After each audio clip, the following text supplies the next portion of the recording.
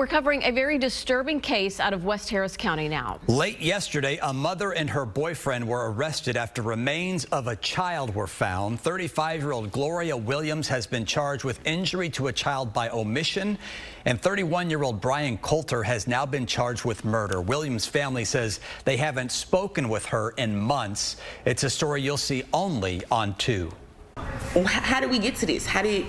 How could you not reach out and just be like, y'all, I've lost control. It's not in a good space. And we would have taken all of the kids. The children had been living with their brother's skeletal remains for nearly a year.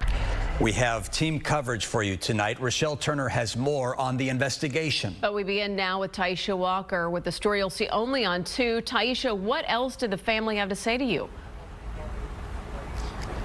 Lauren, the family says Williams basically was estranged, that they would hear from her on and off. Her number was always different, as well as her address. In fact, they said they didn't even know that the family was staying at this apartment complex because the last time they met them over the summer, it was just the boyfriend who came outside of the apartment complex, a 15-minute drive away.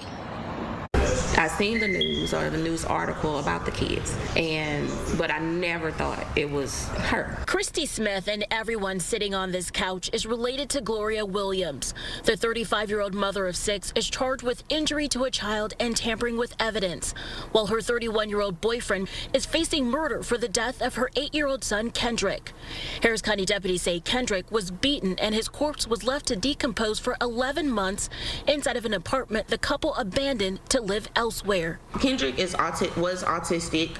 To my knowledge, when he would come around our family, all he did was smile. Cousin Yasmin Craig says Kendrick was mostly nonverbal. She says as a family, they offered to raise Kendrick when he was younger, but William refused. My mom has been asking for Kendrick since the day he was born.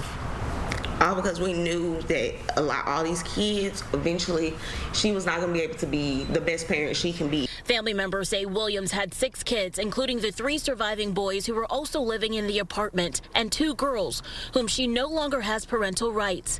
Melody Robinson has full custody of the youngest daughter and says CPS told her this late last year. Because Gloria gave up her rights to her and she failed the first child, that they would be going in to take all the other 4 boys. The family says Williams was estranged, only reaching out for money, always saying the kids were fine. Anytime we did go help, where the kids at, how they doing? Oh, they in school.